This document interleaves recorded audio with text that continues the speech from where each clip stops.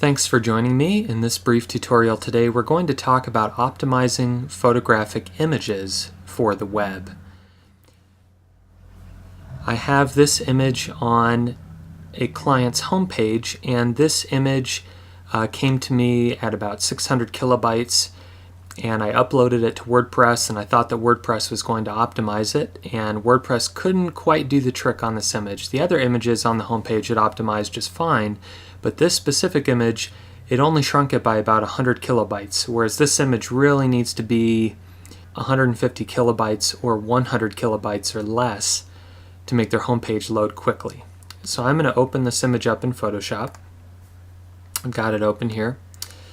Photoshop has our dimensions here. If you haven't already resized your image appropriately for the page, you're going to want to do that from Image and the Image Size dialog box. So if you've already done that, we're going to take a look at the Save for Web feature that Photoshop has to let us optimize our images. You should always save photographic images in JPEG. If it's not a photographic image, then take a look at my other tutorial about optimizing images that are not photographic images. Cartoons, diagrams, line drawings, those should be saved as a PNG or a GIF. So we've got the image open here in the Photoshop Save for Web dialog box.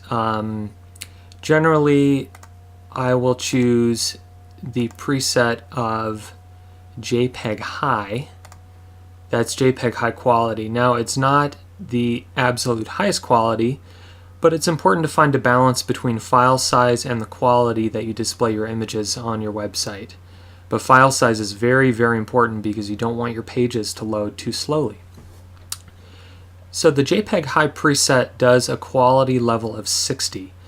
And I know several web designers that use this quality setting. I find it works pretty well. If you start to go below 60 quality, you may notice that your image is breaking down a little bit. So I generally like to go between 60 and 70.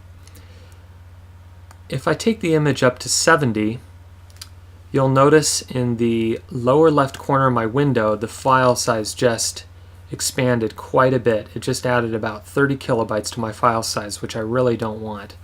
So I'm going to take it back down to 60. And now it's at 87 kilobytes. For an image that has this much detail, this much color, and this size, this image is 960 by 447 pixels, 87 kilobytes is a pretty good target. If the image needed to be even smaller, you could change the quality to 50 or 55. Again, I wouldn't go below 50 quality. For some images, you'll notice that you could take it up to 70 quality and the file size of your image may still be appropriate. But just keep an eye on your image size before you save it, and also make sure that before you save the image that your dimensions are what you want it to be on your website. Thanks for checking out this tutorial. If this was helpful, also check out my tutorial about optimizing PNGs and GIFs in Photoshop. See you next time.